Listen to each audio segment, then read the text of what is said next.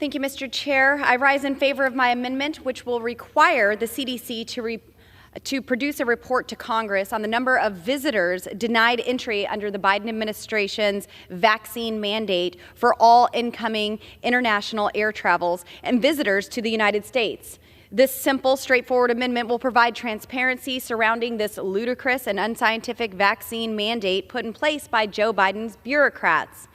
This unnecessary CDC rule has made everyday life so much harder for so many people, from tearing apart family reunifications and forcing loved ones to die alone without their relatives by their side, to pushing companies overseas for doing business with America, punishing companies overseas for doing business with America.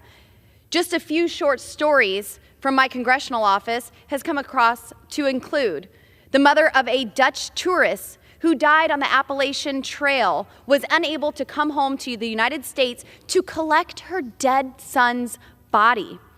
A woman, her fiancé, who lives in Canada, has been unable to visit her on American soil for the past 3 years. A man working for a company in the United Kingdom who is unable to travel to the United States for business meetings, and a family in New Hampshire with Canadian in-laws has been unable to have Canadian family members visit for Christmas in the United States since COVID started.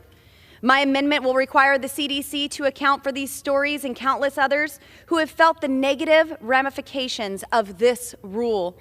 It will also provide transparency and allow congressional oversight of the consequences of this vaccine mandate. Despite Joe Biden stating the pandemic is over, he has refused to lift this mandate. Even Canada has lifted its vaccine mandate for incoming U.S. air travelers.